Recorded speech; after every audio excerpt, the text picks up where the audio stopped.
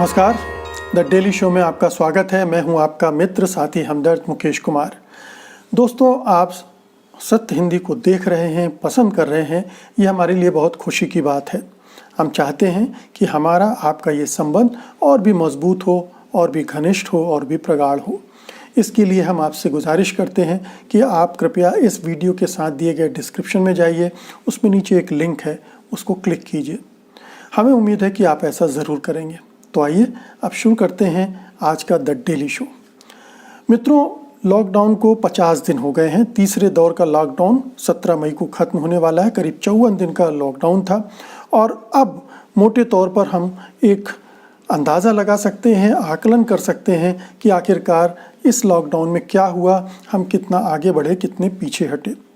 सरकार अब बहुत सारी चीज़ें कर रही है। रेलवे सेवा की शुरुआत की जा रही है, हवाई सेवा शुरू होने जा रही है। जो ग्रीन जोन है या ऑरेंज जोन है, वहाँ पर बहुत सारी कारोबारी एक्टिविटी शुरू हो गई हैं और ऐसा लगता है कि सरकार चाहती कि अर्थव्यवस्था की गतिविधियाँ अब बहुत तेज़ी से बढ़ें ताकि अर्थव्यवस्था को गति दी जा सके। लेकिन क्या ये हमें बहुत आश्वस्त करने वाली चीज़ें लग रही हैं? मैं कहूँगा बिल्कुल भी नहीं, क्योंकि इस लॉकडाउन में जो हमने सोचा था, जो सरकार ने दावा किया था, वादा किया था कि अगर सोशल डिस्टेंसिंग वगैरह होती रही तो हम कोरोना को काबू में कर लेंगे, वो होता नहीं दिख रहा है।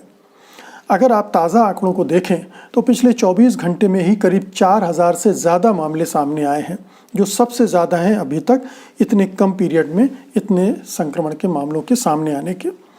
अगर आप देखें कि 30 अप्रैल तक देश में करीब 33,000 लोग संक्रमित थे कोरोना से, और अब 68,000 के पार चली गई संख्या, यानी 12 दिन में वो दोगुनी से ज़्यादा हो गई है। 12 दिन में दोगुनी से ज़्यादा हो गई है। ये बताता है कि कोरोना के संक्रमण की रफ्तार बहुत तेज़ हो गई है और आने वाले दिनों में ये लगातार तेज़ होती चली जाएगी, जिसका मतलब है कि हम कोरोना को काबू में करने में नाकाम रहे। तो सरकार की नीतियों को, रणनीति को अगर आप देखें तो कहा जा सकता है कि वो मोटे तौर पर नाकाम रही है, क्योंकि उसने जिस ढंग से लॉकडाउन को लागू किया, जिस ढंग से अर्थव्यवस्था की चुनौतियों को अनदेखा किया, उनकी उपेक्षा की, जिस तरह से दूसरे जो समस्या खड़े हुए कोरोना के वजह से, उनके मामले में भी वो ठोस निर्णय नहीं कर सकी। एक एक करके लेते हैं। सबसे पहले लीजिए लॉकडाउन को। अचानक 4 घंटे की नोटिस पर लॉकडाउन लागू किया गया था और उसकी वजह से देश भर में हज़ारों लाखों मजदूर और दूसरे लोग फंस गए थे। अब उनके फंसने की वजह से बहुत सारी दिक्कतें खड़ी हो गई थी। आप जानते हैं कि वो लॉकडाउन के बाद पैदल ही अपने घरों की तरफ निकल चुके थे लाखों की संख्या में, और उसकी वजह से लॉकडाउन एक तरह से उसी समय फेल हो गया था, क्योंकि लॉकडाउन का मतलब था सोशल डिस्टेंसिंग, लेकिन वो हो नहीं पाई क्योंकि पूरे देश भर में ये मूवमेंट चलता रहा। पहले दौर के लॉकडाउन 21 दिन के बाद प्रधानमंत्री टीवी पर आए, उन्होंने दावा किया कि हम कोरोना पर नियंत्रण पा रहे हैं, केसेस की रफ्तार बहुत धीमी है और हमको उम्मीद है कि हम इसको कर लेंगे। लेकिन दरअसल अब जो बात खुलकर सामने आ रही है वो ये है कि कोरोना पर उस समय कोई काबू नहीं पाया गया था। दरअसल टेस्टिंग ही कम हो रही थी, जिसकी वजह से कम मामले आ रहे थे। उस समय 10 से 15,000 प्रतिदिन टेस्टिंग हो रही थी, जिसकी वजह से कम आ रहे थे। अब 80,000 टेस्टिंग हो रही है, तो जाहिर है कि वो उसी अनुपात में कोरोना के संक्रमण की ज़्यादा खबरें आ रही हैं। जैसे जैसे ये टेस्टिंग की रफ्तार बढ़ेगी, हमें और भी ज़्यादा केसेस सामने को मिलेंगे। तो ये साफ है कि इस लॉकडाउन के पीरियड में कोरोना पर नियंत्रण नहीं पाया जा सका, बल्कि और भी बहुत सारी चीज़ें ऐसी होती रहीं। कई जगह मज़दूरों ने प्रदर्शन किया, कई आयोजन हुए, जिनकी वजह से सोशल डिस्टेंसिंग का मामला टाएं फिस होता रहा, उसकी बैंड बज गई। तो सरकार ये करने में नाकाम रही। फिर जो मेडिकल कर्मियों को जो उपकरण दिए जाने थे, पीपीई दी जानी थी उनके सुरक्षा के लिए, वो सारी चीज़ें भी उपलब्ध नहीं कराई गई, जिसकी वजह से कोरोना के नियंत्रण के लिए जिस तरह से आक्रमण किया जाना चाहिए था उस पर वो नहीं हो पाया। तो दूसरे स्तर पर, मतलब जो स्वास्थ्य के मोर्चे पर किया जाना चाहिए था, उसमें भी सरकार नाकाम रही। तीसरी जो बात थी कि जो लोग इससे प्रभावित थे, उनको जो मदद की जानी चाहिए थी, उस मोर्चे पर भी सरकार पूरी तरह से विफल रही, उन तक मदद नहीं पहुंचा पाई और अभी तक नहीं पहुंच रही है। अब देखिए कि जिन मज़दूरों को आपने रोक दिया था पहले लॉकडाउन के समय और उनको जाने नहीं दे रहे थे, अब जब कोरोना बुरी तरह से फैल चुका है देश भर में, तब उनका मूवमेंट आपने शुरू कर दिया है। तो इससे हुआ ये कि जो उस समय अगर वो जाते तो शायद कम कोरोना फैलता, अब ज़्यादा फैलने की शंकाएं खड़ी हो गई हैं। तो ये एक बड़ा फेलियर था इसके आकलन में। दूसरा आकलन सरकार ने जहाँ गलती की उसके आकलन में, वो ये था कि अगर इन मज़दूरों को जिन शहरों में ये थे वहाँ उनको आश्वस्त करके, उनको उचित सुख सुविधाएं देकर और सही वातावरण देकर अगर रोक लिया जाता, तो अब जब आप लॉकडाउन हटा रहे हैं तो वहाँ ये जो गतिविधियाँ शुरू करनी है, आर्थिक गतिविधियाँ, उनमें कोई समस्या खड़ी नहीं होती। अब उन राज्यों से जहाँ से ये सारे मज़दूर वापस आ रहे हैं, वहाँ पर मज़दूरों की बड़ी क्राइसिस हो जाएगी और उन उद्योग धंधों को शुरू करना बड़ा मुश्किल हो जाएगा।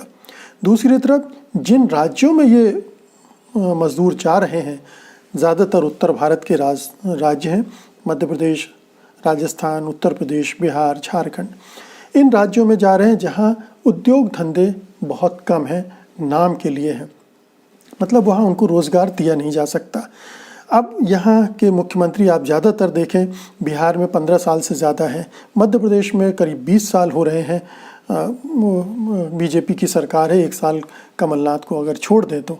लेकिन ये दोनों राज्यों की सरकारें पूरी तरह से नाकारा साबित हुई है। इन दो राज्यों में कोई औद्योगिकरण नहीं हुआ, ना कोई ऐसी कुछ व्यवस्थाएं हुई कि रोजगार का सृजन होता। उत्तर प्रदेश में तो और भी बुरी हालत है। 3 साल ही हुए हैं योगी जी को, लेकिन योगी जी की राजनीति को हम समझते हैं वो केवल सांप्रदायिक राजनीति करना जानते हैं। ये जो सरकार चलाने का और उद्योग धंधे बढ़ाने का है काम, वो उनके वश का नहीं है। अब वो लेबर रिफॉर्म के ज़रिए, चाहे मध्य प्रदेश हो, चाहे गुजरात हो या उत्तर प्रदेश हो, वहाँ बड़े पैमाने पर लेबर कानून को हटाकर कोशिश की जा रही है कि निवेशकों को खुश किया जाए कि यहाँ तो आप मज़दूरों से जैसे चाहे, जितने चाहे घंटे काम करा सकते हो, आओ और अपनी फैक्ट्री लगाओ। लेकिन ये होने नहीं जा रहा है। निवेशक इस तरह से अचानक आकर रोज़गार पैदा करने नहीं जा रहे हैं। वो भी जानते हैं कि इसका रिटेलिएशन भी हो सकता है मज़दूर की तरफ से, मज़दूर भी इसका विरोध कर सकते हैं। अभी ये अनुमान लगा लेना कि मज़दूर गुलामों की तरह, दासों की तरह इन फैक्ट्रियों में, इन कारखानों में चले जाएंगे और काम करने लगेंगे, ये एक दूर की कौड़ी है। तो औद्योगिक गतिविधियाँ, आर्थिक गतिविधियाँ शुरू करना इतना आसान नहीं होगा। तीसरा, केंद्र सरकार ने कोई आर्थिक पैकेज का ऐलान अभी तक नहीं किया है। चर्चाएं होती रही हैं कि बैठक हो रही है, ये हो रहा है, वो हो रहा है, लेकिन इतने दिनों से वो कोई और पैकेज अनाउंस नहीं कर सका है। तो उद्योग धंधों को, खासतौर से जो मझोले और छोटे स्तर के उद्योग धंधे हैं, उनको सपोर्ट करने के लिए केंद्र सरकार ने अभी तक कुछ भी नहीं किया है। तो आप अगर नाकामियां देखने चलेंगे तो आपको सरकार के कामकाज में लगातार नाकामियों का एक सिलसिला मिलेगा। और एक बड़ा सिलसिला इसमें भी मिलेगा कि किस तरह वो राज्य सरकारों को विश्वास में लेकर काम नहीं कर सकी। राज्य सरकारों से उसका टकराव होता रहा। कई राज्य सरकार से तो सीधी भिड़ंत हुई है। जैसे आप पश्चिम बंगाल को ले सकते हैं कि वहाँ के गवर्नर भी, केंद्रीय गृह मंत्री भी, सरकार भी जैसे पीछे पड़ी हुई हो। तो विपक्षी दलों की सरकारों से भिड़ंत, इसने भी कोरोना से लड़ने में बाधाएं खड़ी की हैं।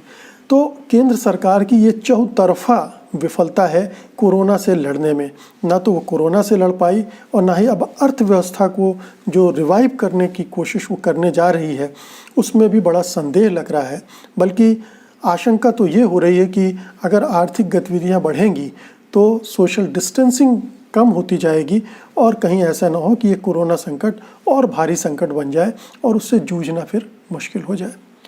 दरअसल ये शुरू में सोचा जाना चाहिए था। हमारे सामने दक्षिण कोरिया के उदाहरण थे, चीन का उदाहरण था, जिन्होंने कोई नेशनल लेवल पर लॉकडाउन नहीं किया था।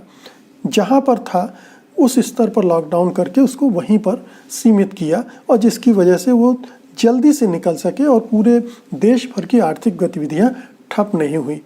हमारे प्रधानमंत्री श्रीमान नरेंद्र मोदी जी ने एकदम से नेशनल लेवल पर लॉकडाउन कर दिया। जहाँ कोई कोरोना से संकट नहीं था वहाँ भी उन्होंने लॉकडाउन करवा दिया, और जिसकी वजह से हालात लगातार बिगड़ते चले गए। उन मज़दूरों के लिए जो वहाँ पर काम करते रह सकते थे, अपना कमाई खाने का जुगाड़ कर सकते थे, उनके लिए वो रास्ता भी बंद हो गया और एक अफरा तफरी फैल गई, एक भय का वातावरण फैल गया और बड़े पैमाने पर बेरोज़गारी अब हम जानते हैं कि करीब 27% तक पहुंच गई है, जो 6 महीने पहले 7-7.5% थी। तो बहुत बड़े चैलेंजेज हैं। इस शंका ये है कि करीब 50 करोड़ लोग गरीबी रेखा के नीचे चले जाएंगे। तो बहुत चौतरफा संकट खड़ा कर दिया है इस सरकार ने, प्रधानमंत्री नरेंद्र मोदी की सरकार ने, क्योंकि उसके पास कोई दिशा नहीं थी, कोई रणनीति नहीं थी ठीक। वो दूसरों से विचार विमर्श करके आगे नहीं बढ़ रही थी। एक छोटी सी कोटरी है, कुछ मेडिकल एक्सपर्ट्स हैं और ब्यूरोक्रेट्स हैं, उनके ज़रिए वो आगे बढ़ने की कोशिश कर रही थी और उसकी वजह से आज हम एक ऐसे मोड़ पर आ गए हैं कि हमें आगे कोई रास्ता नहीं सूझ रहा है, हमें अंधेरा ज़्यादा दिख रहा है, उजाले की किरण बहुत कम दिख रही है। तो मोटे तौर पर ये कह सकते हैं कि जब कोई सरकार ज़िद्दी होती है, अहंकारी होती है और ये सोचती है कि वो जो सोचती है वही सही है, वो जो करेगी वो सही ही होगा, ऐसे में स्थितियाँ इसी तरह की बनती हैं। इस निरंकुश वातावरण में हम इसी तरह के संकट में घिर सकते हैं जैसे अभी घिरे हुए हैं।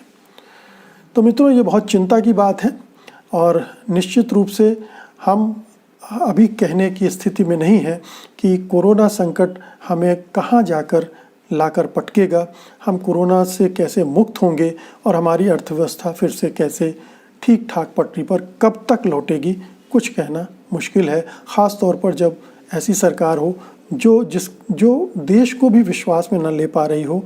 विपक्ष तो खैर अविश्वास की गहरी खाई के दूसरी तरफ खड़ा है।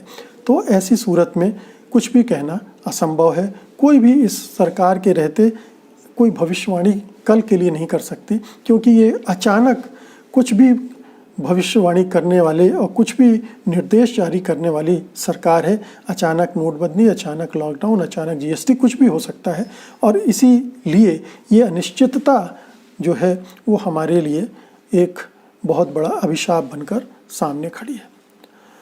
तो मित्रों, उम्मीद है कि ये जो नया परिदृश्य बन रहा है कोरोना का, वो इस वीडियो चर्चा के दौरान आपको समझ में आया होगा और आप इस वीडियो को लाइक करेंगे और शेयर करेंगे और इस चैनल को सब्सक्राइब भी करेंगे। और अब मुझे इजाज़त दीजिए। नमस्कार। सत्य हिंदी के और वीडियोस को देखने के लिए हमारे YouTube चैनल को सब्सक्राइब करें